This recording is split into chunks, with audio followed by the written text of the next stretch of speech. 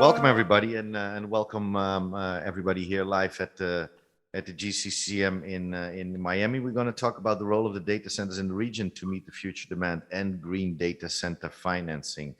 So it's a mouthful, but to do this, I'm more than happy to say hi and welcome Jim. Jim, where are you now, man? I'm outside of Washington, D.C. Ooh, that was a bit too long flight to come over to Miami, right? It's not around the corner. Yeah. So please introduce yourself. Take a minute. Sure. So my name's Jim Poole. I'm a vice president in the global business development function. So I have responsibility for a project we call Evolving Edge, which is sort of what we do in the subsea, LEO satellite, 5G wireless, all those sorts of things. But I've been with the company for about 12 years. And I was originally the network strategy guy, so I know a lot about the company. Okay, cool. Thank you so much, and welcome, Fabio. Thank you, guys. Nice to see you. Fabio Laguado here, GlobeNet CCO. So I've been with the company for almost 10 years now, divided in two periods. I already met Jeremy, so nice to see you again, Jeremy. Now we started the company as a subsea cable, and now we have been mixing with the edge data centers, and now we are working with almost all the infrastructure as a service market segment, deploying infrastructure most all around between the US and LATAM. So anything, feel free to ask. Okay, thank you very much, and welcome, Fabio and Jim, to you. So quickly over to Jeremy. Hello, welcome. everybody. I'm Jeremy Villalobos, the Chief Operating Officer for GoldConnect. Fabio, nice to see you again. We are a connectivity provider in Latin America. I will tell you shortly more about it. So I'm happy to be here. Okay, well, thank you for being here, and thank you for having us actually here. So I think you have a quick video for us to show, right? Yes. What is it all about? We're going to show you about LATAM Connect, our newest platform, and we're excited to share it with the industry and with the carrier community. Okay, thank you so much. So let's have let's see what they have to show to us. Okay. How do you disrupt an industry? You create a new way of doing things, displacing existing business models to stand out within a region that's still stuck providing analog connectivity services. As the new way to wholesale connectivity, GoldConnect brings an unprecedented level of disruption to the entire LATAM region. LATAM Connect is the first customer engagement platform covering the entire service lifecycle. Here are just some of the features and benefits it has to offer: feasibility analysis and firm pricing through our own developed algorithms, powerful geo-visualization tools covering our network, plus 87 other regional carriers and counting. Quick quote-to-order processing, a transparent delivery process from site survey to CPE activation, a single point to trouble tickets, review RFO, and track previous faults. And last but not least, our service monitoring module, designed to manage all our services' critical processes, including latency, traffic, and more. Disruption also means finding new ways to get close with clients. With LATAM Connect, users can talk to our team in real time using our chat embedded feature, leave feedback at every step of the process through our automated survey system, and pay with cryptocurrency as we become the first carrier to adopt this form of payment. GoldConnect is disrupting the current precarious service standards in Latin America and the Caribbean. LATAM Connect reflects our singular drive to be the new way to wholesale connectivity in the region, with faster quotes, instant communication, transparent delivery, fast ticket resolution, and automated monitoring of your services. Everything changes from manual processes to full digitalization of customer experience, along with the always necessary human interface. GoldConnect, the new way to wholesale connectivity. Wow, that's a lot. That's a lot. I mean, congratulations with that. And Thank you. it is so it's really exciting, I guess, right? Yes, it is. 2 years in the making. So I'm going to tell you guys more about it shortly during the presentation. It's not going to be long, 10 minutes. So I try to be precise. Yeah, fantastic. All right. Okay, so thank you, Jeremy. So if I can invite you to the stand to Sure. So GoldConnect is a Latin American carrier. We have been in business for 20 years, a little bit over 20 years. We concentrate 100% on the connectivity business. We breathe LATAM. We work everything to make LATAM a better place, not only for our clients, but a better place to do business. Next slide, please.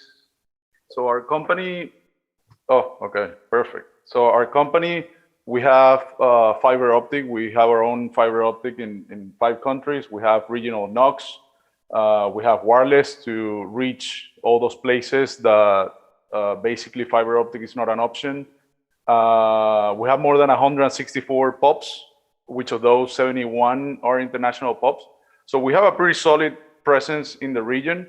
But what it makes us unique is our award-winning formula. You know, we have been awarded the wholesale disruptor, innovation and disruptor of the year twice, and by carrier community, the best project of Latin America, which is LATAM Connect, the platform that I'm going to be speaking to you guys.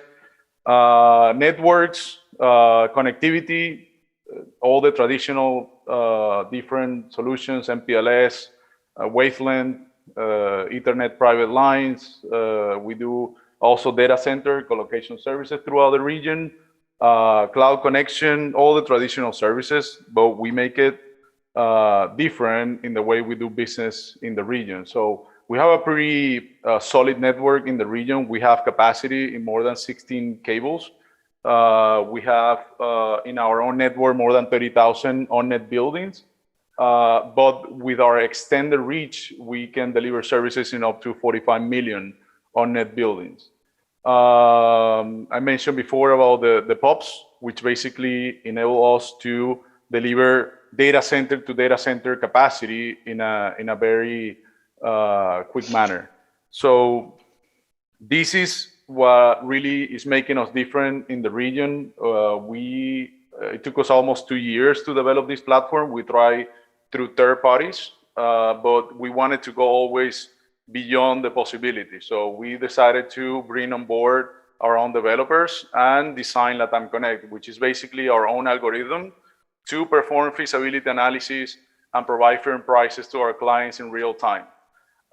This is not only covering our own network, but 87 other carriers in the region.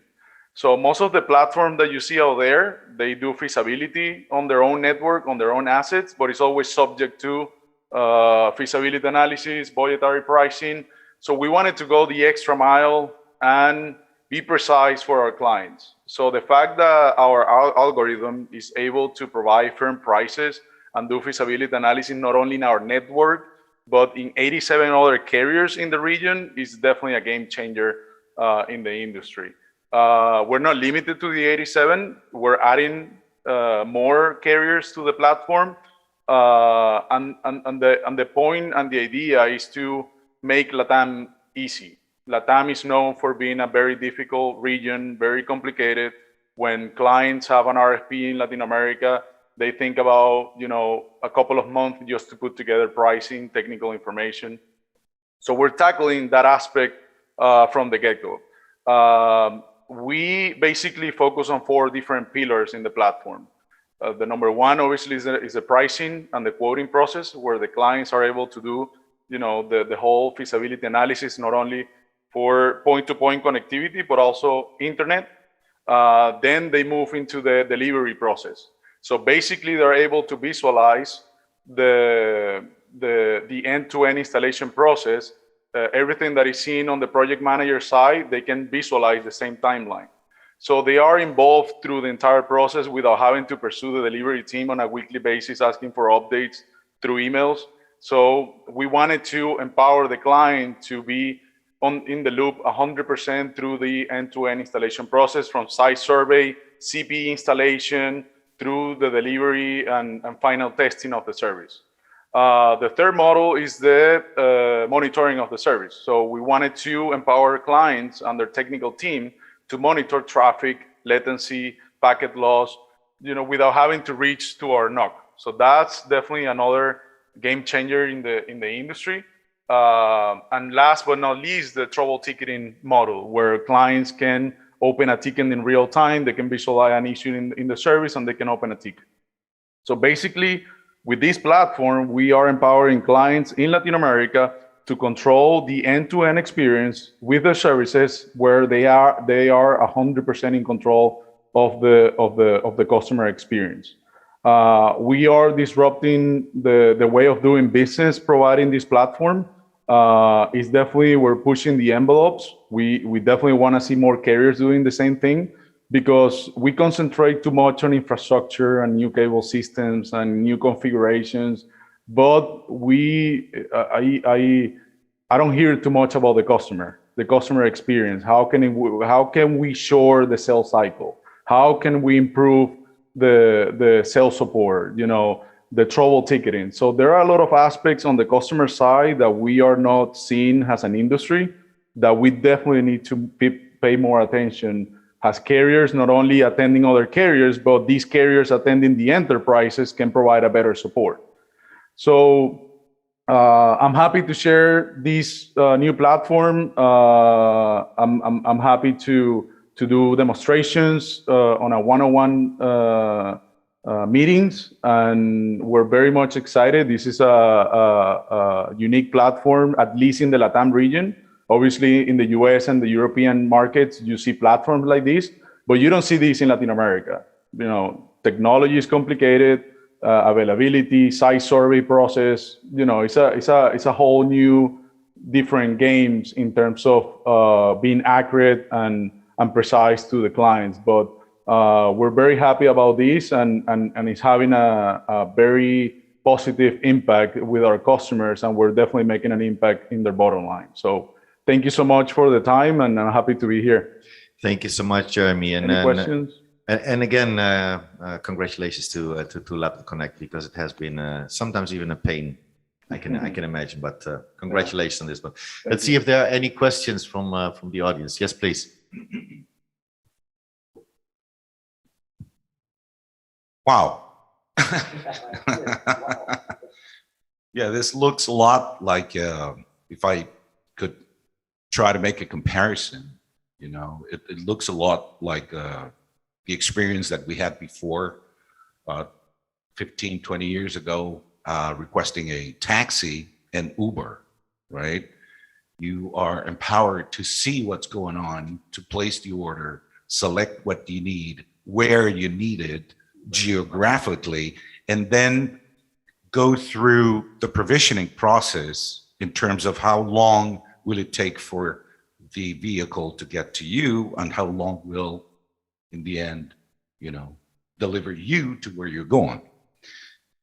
So I just want to ask you, do you have any metrics in terms of what we experienced before, in terms of timeframes, to quote a service for a carrier, get a budgetary pricing, a firm price, a final quote, acceptance of that, the signing of the order, and then the beginning of the provisioning of the service compared to what you have, what you're offering? Yeah. Traditionally, when it comes to Latin America and you request a quote, you first do it through an email. Secondly, you have to wait probably a couple of weeks, depending on the carrier and how big they are. Then probably 3 weeks pass by, you receive a pricing, it's budgetary, and you don't have a KMC file, you don't have technical information. So we wanted to tackle that issue from the beginning. That was our primary goal. Then we were evolving into, okay, what else can we do? So we cut down, waiting probably, let's say, a couple of weeks. I don't want to go too harsh on the waiting time, but we definitely reduce it to a couple of minutes, because obviously everything is uploaded in the platform. We have KMC files uploaded in the platform. So basically the algorithm plays between the customer location and the fiber optic. So, and obviously, time is money. Now you're talking about probably moving into the next phase, which is technical information. You can chat in real time with our sales team and ask for KMC files. You can ask for more technical information. And basically, in the latest 24 hours, you have technical information. So you're talking about replying an RFP in a matter of less than 3 days. Supposing that it's a very complex bid. So we're reducing months to a couple of days. And obviously keeping always very aggressive pricing, because obviously pricing is a big matter. So we do we do a lot of work in benchmarking, keeping the price competitive, and the whole customer experience. We are able to reduce it significantly, not only on the quoting process, but also the delivery time. Our average delivery time frame is 30 to 45 days, obviously depending on the complexity of the site. But yeah, I mean, this is definitely improving. We're confident there is much to do, but I'm excited to see more carriers in this direction.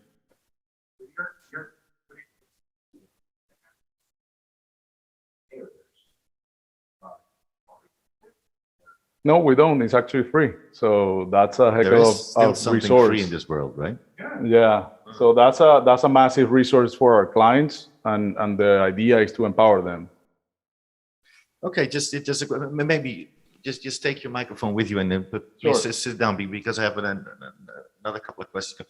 You mentioned you are, let's say, on net, let's say in 5 countries. Which countries are those? So we are in Mexico, Panama, Costa Rica, Dominican Republic, and Venezuela. Okay. But we have extended presence in the rest of the countries with POPs. That's why we have 164 POPs. Yeah. Okay.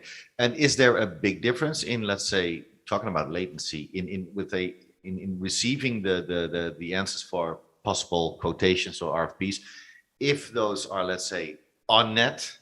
We don't discriminate if it's our network or a third-party network. Our goal is to support the clients anywhere they need. Cool. The platform does an analysis to see what is the most competitive pricing, either our network or a third-party network. Our goal is to be on net or to bid 99% of the time. Yes. It has to be. Yeah, has everything. To be, otherwise, everything. Yeah, it has to be. We are from Mexico. We're covering from Mexico all the way to Chile and Argentina, every single country. Perfect. Yeah. Antarctica? We still go over satellite there. Let's wait for the buildings to do that first. Exactly. So thank you very much, and thank you. And again, congratulations with the ConnectLab, and GoldConnect is on the right way, and many others they have to follow, I guess, right? They have to. Okay. They have to keep the pace, which you just said. Come on, fantastic. Fantastic.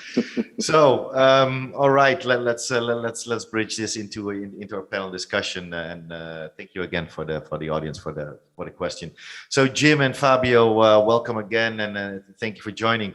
Now, Jim, if I may start with you, can you we're discussing here the data landscape and the data center landscape, and where does green come in, and how sustainable can it be, and what are the costs for it, and the correlation to that, because power will be, next to availability, power will be one of the key things to have a look at. So Jim, quickly, what do you see around you in the data center landscape? So obviously there is a huge concentration or effort underway by most of the major players, ourselves included, to adopt more green policies overall. So, just from our perspective, as an example, we did a green bond raise. So we, specifically raised money on the open market for making investments in energy efficient projects within the data center. So we raised, $2.5 billion specifically to support that effort. The other thing that we've done most recently is that we joined the EU climate neutral data center Pact. And our current goal is to be completely carbon neutral by 2030, which is actually ahead of most countries at this point. And in fact, actually on a global basis, we are currently 91% renewable. And so, we continue to move forward on that on a constant basis. So, we've made it a big deal. We have an actual sustainability office that reports to the CFO and reports to the board. just to show you sort of the profile it has inside of the company. It's a very large part of what we concentrate on. That's a commitment, right? Absolutely. If it goes directly to the C level. Yep. All right. So Fabio, how do you see the data center landscape, and who and what are the key drivers and the latest developments which you see in the region? Thank you. We are seeing many trends here. Many things are happening in the region. Just to give an example, 5G licenses that are being granted throughout the region are pushing hard on the data throughput that we need to be able to manage. The same suspects as the OTTs, gamers, streaming, cloud. It's huge, the demand that they are pushing hard. So that's why we are working more on the edge side of the infrastructure. So the main cities have a lot of infrastructure, but at the end user needs to feel the same quality of service in every single city, in every single region throughout LATAM, and that's why we are focusing there. We are deploying. Now we have 5 edge data centers, and we are working on 2 new projects throughout the region. Again, trying to be able to deliver the same quality of service that an end user is looking for on any digital service throughout the region. It's not an easy task, but that's something that we are pursuing. So that's why we are deploying more subsea cables, more infrastructure. There is a challenge to be able to be green in some regions that even they didn't have a data center. But it's something that we are pushing hard throughout the region, and I think we're going to be able to reach the goals that the OTTs are willing to deliver to the market.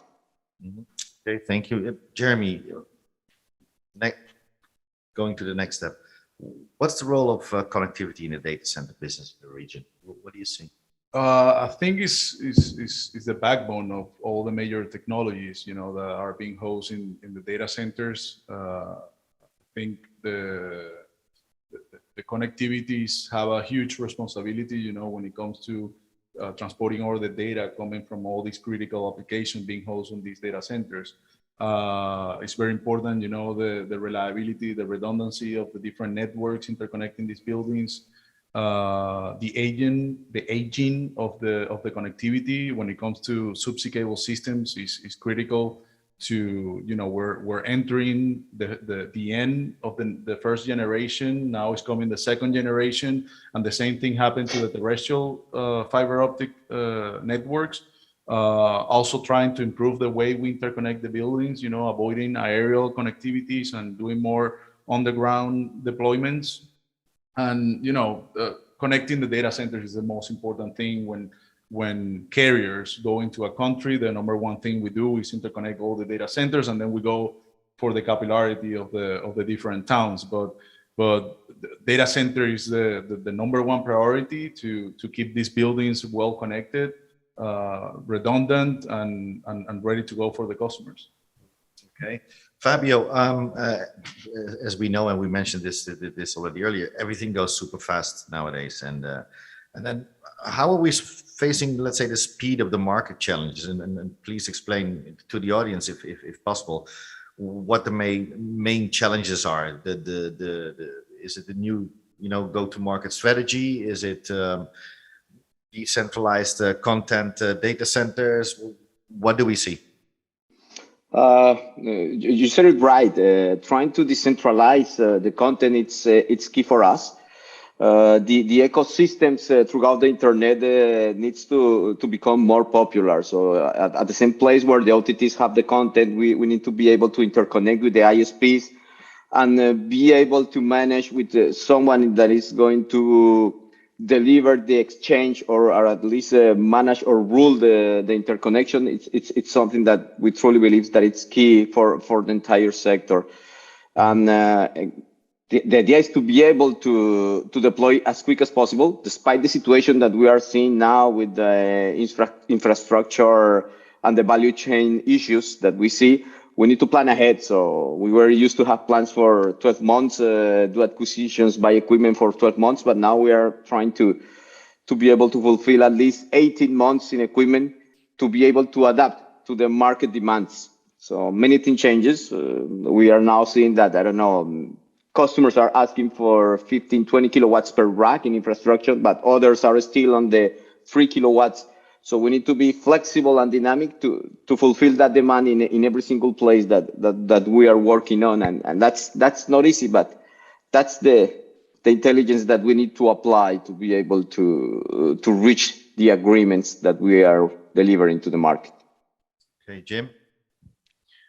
Yeah, I would say that, probably the biggest thing that we're currently focused on as far as customer demand is, how do we react faster, right? The data center business has traditionally been a very sort of manual business because you have to, buy the racks and ship the equipment and go through customs and all those other things.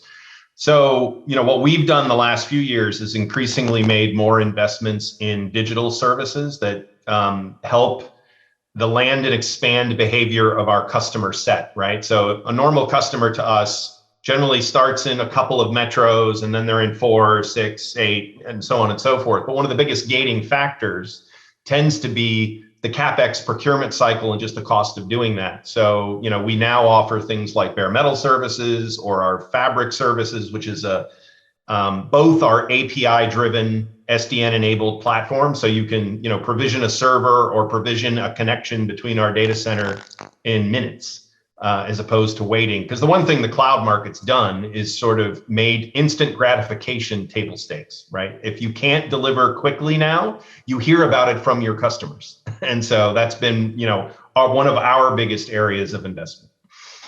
No, if you need to hear it from your customers, oops, right? Exactly right. So what you're saying, the time of let's say housing and hosting is over at the data centers. Still there, because still that rack needs to be there. Is it in the cage? Is it in a separate room? Whatever. Well, I often say to people is that Equinix is evidence that physics matter, right? As Fabio was saying, right? If you looked at just to give you an example, if you looked at our data centers just pick a country like the U.S.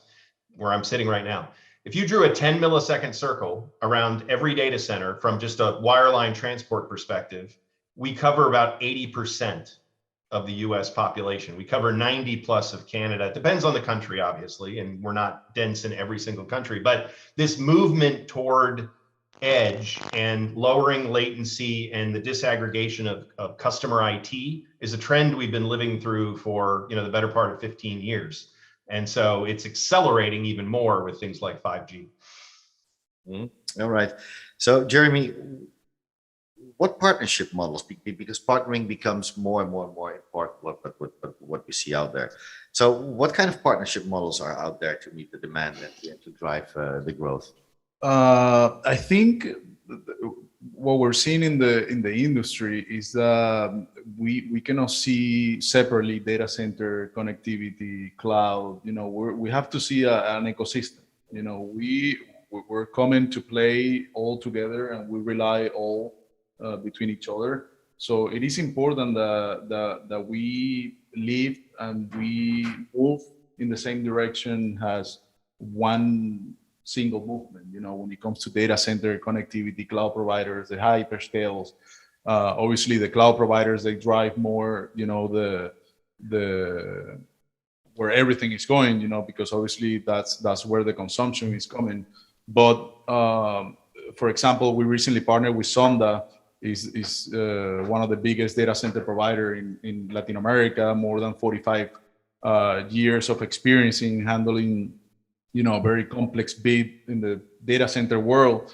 But the idea is to unify forces. It's not about just partnering, on a business model. It's more on a structure engineering where connectivity, we are the best doing the interconnections in the different countries. We need to partner with the best data center providers in the region so we can unify forces and bring solid value to the clients. So I think partnership, the concept needs to evolve more surrounding what the market is asking us, where at the end of the day, we have to work together, to make things happen in this ecosystem that we are part of it as individuals and as corporations. Okay. Jim, quickly for you one. I mean, we mentioned that in the topic we look at, on the green side, the sustainability side of it, the renewable side of it. But I mean, the world is full of green now. I mean, that is one of the biggest demands nowadays. And even 2 years ago, it was different. 1 year ago was different. Trust me, I'll give you that. That's from my crystal ball. Next year it will be different, even more. So, what is the current state and the trends of sustainable solutions and green data centers? What do we see? What's there? Well, I think what you'll see is that, companies tend to do, a series of actions. It's not just one thing. So, what I started off with earlier was I was, mostly focusing on sort of the power procurement, because obviously people are familiar with, different types of power generation, put a certain amount of carbon into the air, but you can actually break that down further in various different aspects of the data center. So for instance, we have started to change the way we procure materials for the building of the foundation and the shell to make sure that the manufacturing process is actually lower carbon than, say traditional methods, or if you just, went to the store and asked somebody for something.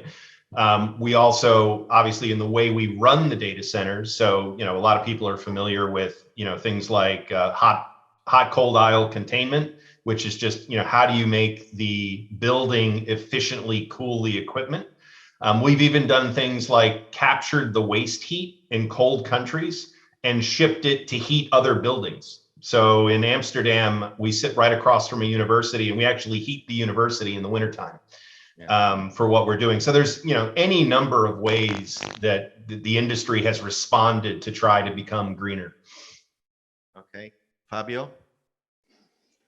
Jim mentioned many activities. Just to complement that answer. We're working on kind of specifics, for example, in the hot regions where the subsea cable reach the lands that are usually, we are facing high temperatures. We are working cooling direct to the rack. So we are trying to find out the most efficient way to do it, to use the power, to be able to deliver the right temperature. We are working with every single provider that it's delivering clean energy in one of those regions. It's not easy, but we have been able to find out, for example, providers in Fortaleza in Brazil.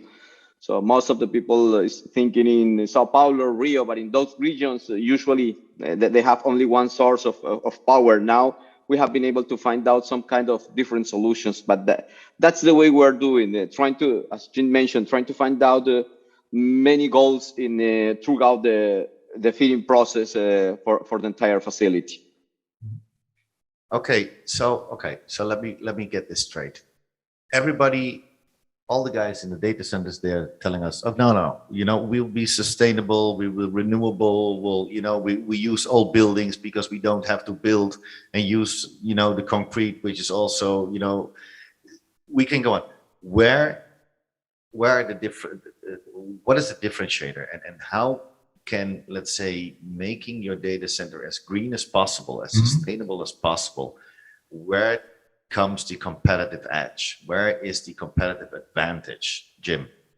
Yeah, no, actually, that's a really good. So it's not just sort of us or the telecoms company that are pushing for this. It's our customers, right? If you were to look at Salesforce or Workday or ServiceNow or Google or Amazon, they put requirements against us. So our we have an entire reporting regime, because we have to be able to certify our ability to be green to our customers so that they can certify it onto their governments, right? So there's a knock-on effect through the industry. It's not just simply, we're doing this because we like to build greener data centers. It's actually customer demand that's making the biggest impact as far as driving what we do. And on the innovation side, Fabio, and Jim as well, get in there.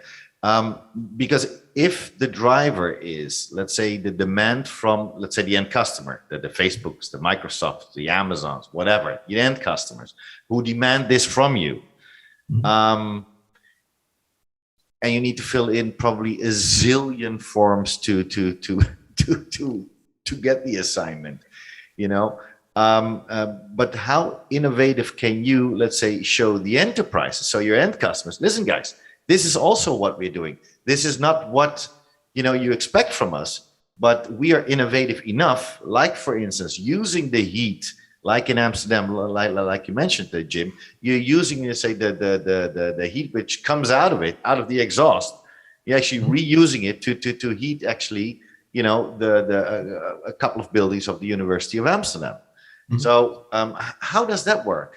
Both of you, Jim or Fabio, just, do you bring, let's say, some innovative new things to the table which your end customers who are demanding you did not see themselves before? Yeah, well, I don't think in the beginning they, you know, understood why we would use, you know, LED lights, or, you know, we put automatic timers on lighting so that, you know, it goes out when people, you know, walk by. I think one of the things oftentimes people lose an appreciation for is that, you know, what data centers are doing is aggregating IT equipment, right? And prior to multi-tenant data centers, most IT equipment sat where? It sat in basements, under desks, and in corporate data centers, which were by no means anywhere near as efficient as the multi-tenant data center industry as a whole. And so I think what's really interesting here is that the data center industry, as an aggregator of like power demand, is actually putting economic influence on the industry, right? So Fabio made a good point earlier that you can't always find green power in every market that you would like to do business. However, what you can do are by, you know, for instance, things like RECs. A lot of governments basically will give you credits if you go ahead and put more green power on the grid equivalent to the dirty power, the brown power that you're buying, right? And because what you're doing is you're driving down the actual cost of energy. And in some cases, if you were to talk to like our sustainability people, what they'll tell you is, and the pandemic is probably a good evidence of this, is that fossil fuel-based power rates change dramatically from quarter to quarter, right? So you see lots of hedging on contracts and things like that. On a comparative basis, green power rates are actually far more consistent on a global basis. And so as an industry, if we can aggregate that demand, we can eventually drive down the cost of green power such that our biggest contribution will be, there will be no pricing differential. There'll be no advantage to sticking with coal or you know, fossil fuels more generally. Okay, Fabio, anything to add? Fully agree with Jim. So I think what we are looking for goes where your imagination is able to take you. Just to give you a couple of examples, now that we are talking on the SD world, we are trying, we just delivered a couple of services that the customer is able to automate cross connection and avoid someone to open the door, get into the facility, raise the temperature of the facility, and just doing it through a web portal. So again, there are tons of examples of doing this. So every single step we go ahead, we're going to be able to find out many more activities that are going to help us to put every single kilowatt of power that we are delivering to the facility, to put it in the right place, avoiding losses on many things. So again, there are tons of activities that go from the most basic going to the clean generation energy. So the world is open. At the end, if we are able to find a PUE of one, that's perfect. No, but it's good. I mean, and thank you, guys, for the examples. But all the little things, they will help. You know, and it's for the benefit for ourselves, right, and for our children. So on the green side, I think that by the end of the day, okay, let me take you to how many emails do you have still stored? How many emails? Anybody? How many thousands of email? You know what it does to all the servers in the cloud, which are actually by the end of the day in the data centers? A huge thing. I mean, it is if we would, let's say, 50% take off our old emails, which we never ever read again, right? And if it's possible by the company, because let's be honest, also for the data protection, sometimes you need to keep those emails or you have to throw them away, whatever. But if you can reduce that for 50%, I think we would be a bit more greener. But not talking about that consideration, but bridging it actually to what LATAM Connect is actually bringing to us, while not having these zillion emails with back and forth between your customers and your customers and your suppliers, if it's on net, or maybe you use somebody else in another country where you do not have an on net thing, but you want to deliver that service to your customer, that would help as well, right?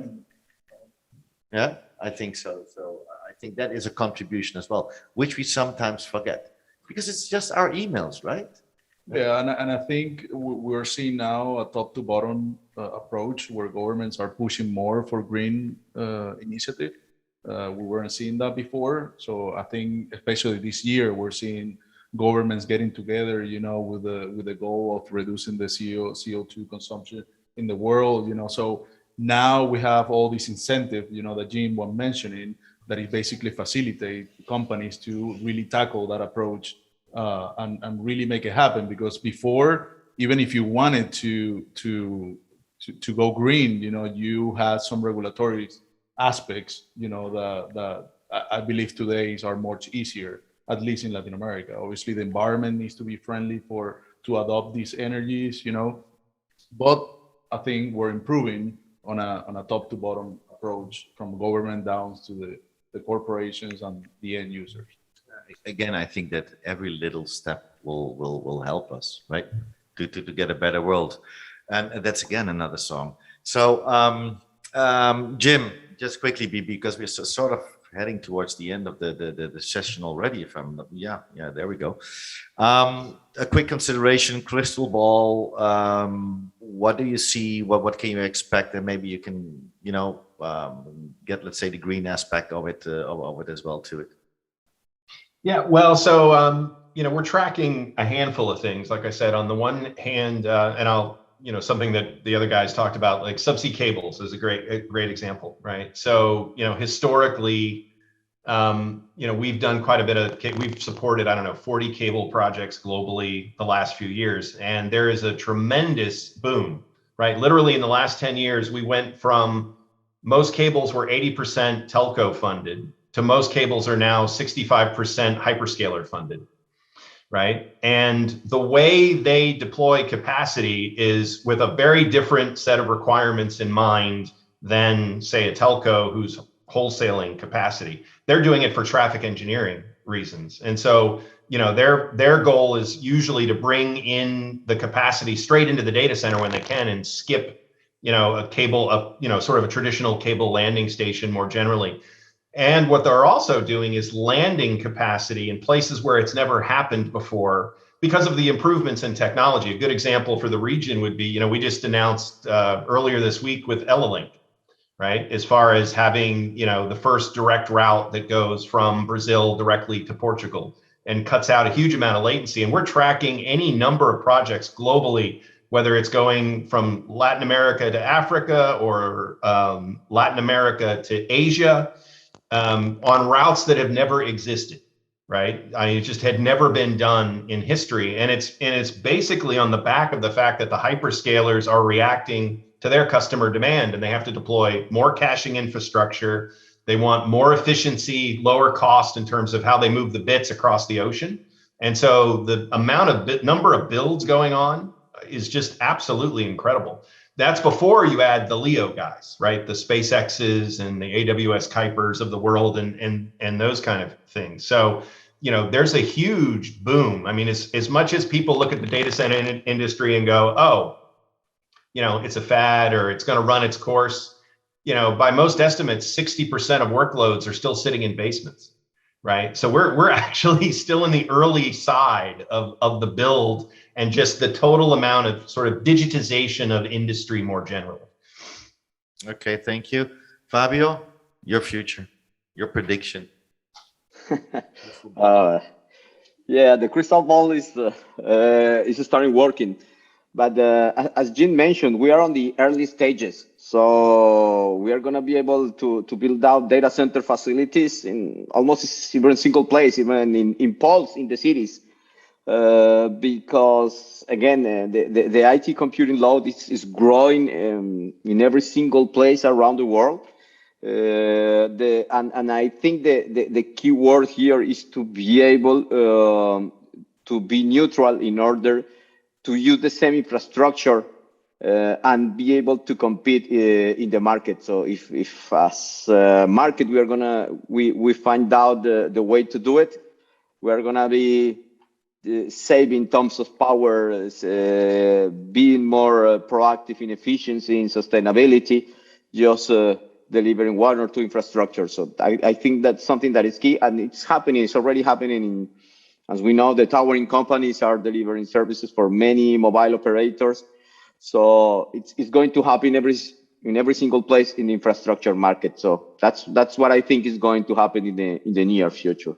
Okay, thank you. Jeremy, some famous last words for the session. So I just adding to what Jim and Fabio was saying, I also believe that there is a massive growth on the IP world. We talk about the data centers, the hyperscalers, but I believe, IP is going to be a big part of the future, obviously. I believe there is going to be a need for more data centers, but then we have the challenge of lacking centralized land in the populated areas, because obviously they're getting too crowded, and it's very difficult to find centralized land where you can build a data center and have reliable interconnections for these data centers. I see more internet exchanges being deployed, and I think the IP content is gonna be it's not gonna be not too much about the tier 1 traffic. It's gonna be more blended. We're seeing so many gamers. We're seeing there is a whole new world, a digital world being developed. And I'm not talking about the cloud. I'm talking about decentralized platform. And you have the blockchain, and you see billions of dollars going into these new spaces that we have to pay attention.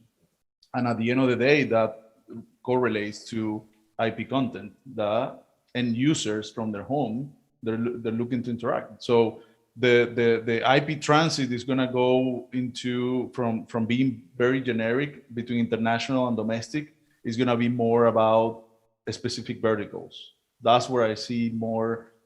Just adding obviously to what Jim and Fabio were saying, I believe the IP world is gonna explode in a different way, more verticalized, and it's excited.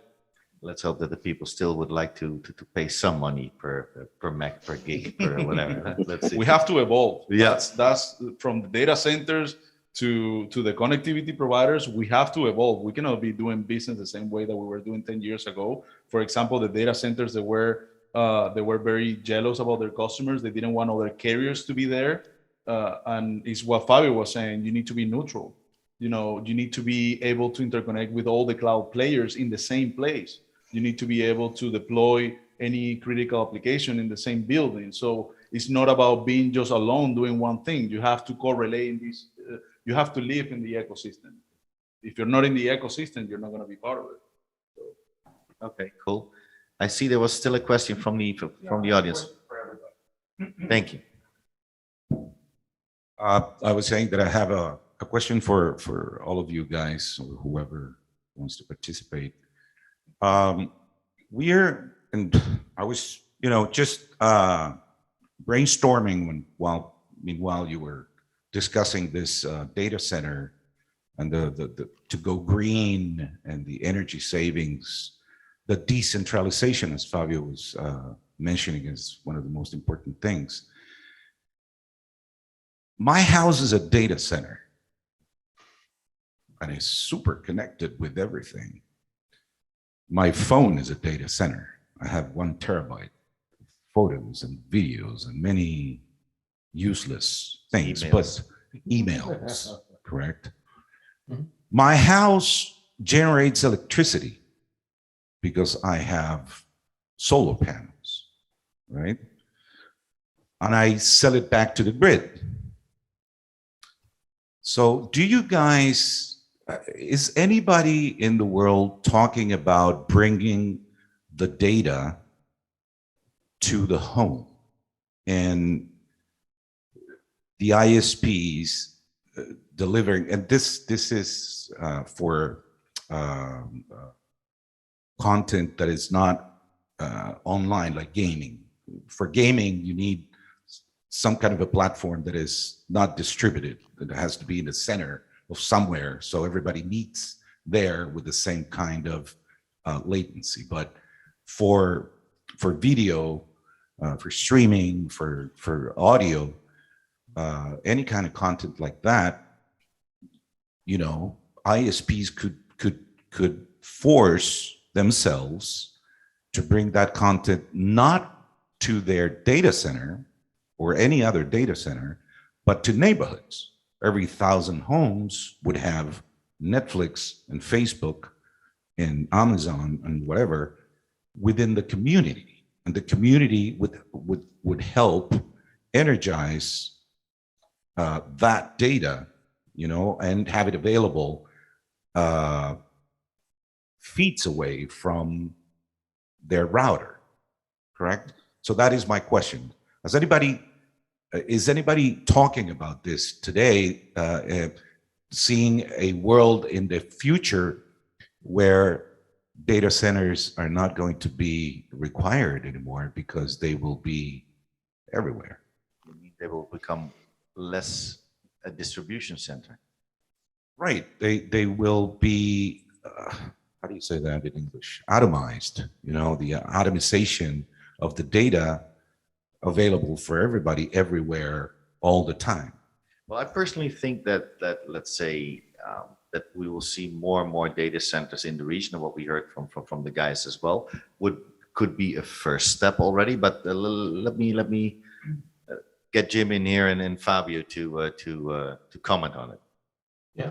So I can sort of, I guess, address this from a couple of different angles. You know, one angle, and I think somebody said it earlier, is, you know, there has been an actual proliferation of what you would think of as interconnect hubs, right? Because at the end of the day, the internet is a network of networks, right? And no network goes everywhere. And so to actually get the content in the first place, oftentimes it'll come from a different place. So if you're watching, you know, Portuguese content in Brazil, it might come from Portugal, right? So as much as you might be able to push it very, very close to the edge from a caching perspective, and you'll see companies, Netflix is a great example. Netflix has had an initiative called OpenConnect for years, and they will literally put a cache in like a cable company's head end, right? Serving a neighborhood, right? For free.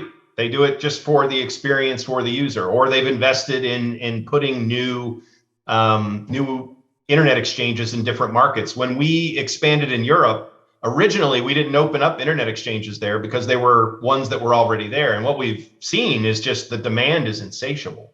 So there's more and more exchanges that are getting closer to the edge, but it's kind of hard to go all the way to the edge because usually the content starts in one place and goes someplace else. Like in that cable landing example, the reason Facebook puts caching infrastructure in France is because it knows on a predictive basis which of the users that are sitting in the United States are generating content that's consumed in France.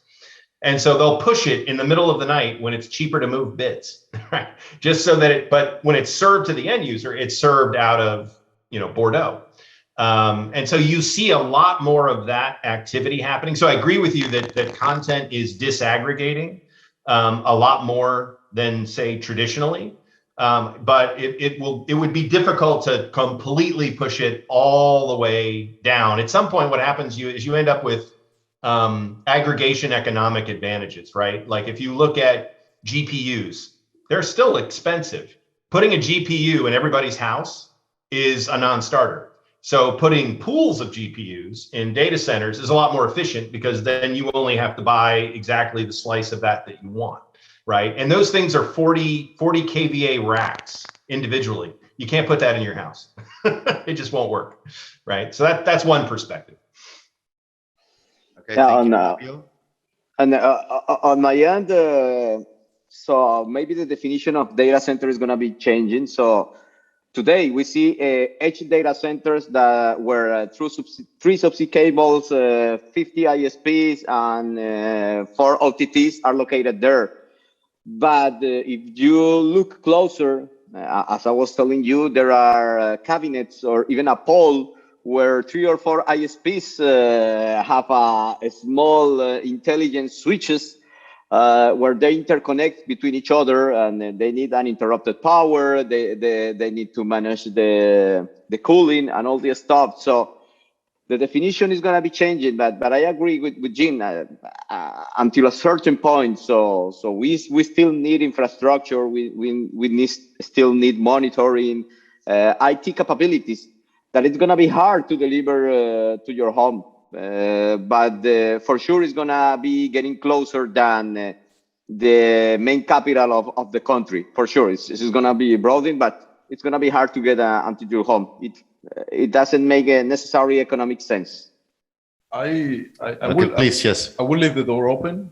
I wouldn't say no, because 20 years ago you needed an entire room for a computer. Today you have a cell phone that is 100 times that computer. So I wouldn't underestimate, where we're going. It's about computing power, and you don't know what's going to be around the corner tomorrow.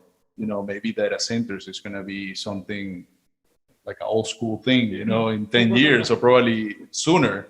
I don't mean to go after my fellow data center providers, but it's the same thing for the connectivity providers. If we don't evolve, we're still doing the same thing like we used to 15 years ago. That's why we created Latam Connect. But that's not enough. We have to keep pushing the envelope and let the mind fly. And I wouldn't close the door. Okay, and with those words, and thanking the audience for not only being here but also for your questions. So thank you very much. I would like to end this session, and thank you, Jim. Greetings to you, man. Thank you so much for joining. Fabio, top, good having you, and of course Jeremy and GoldConnect. Thank you very much for sponsoring this data center and then the green aspects of it. As a topic we discussed today, and a big thank you, and for once I say this, to my colleague on the other side of the world, Anastasia, who made this all happen. So thank you so much to her as well. Thank you guys, and we were here live, GCC and Miami. So tomorrow we have another 2 great sessions coming up. Thank you so much. Ciao for now.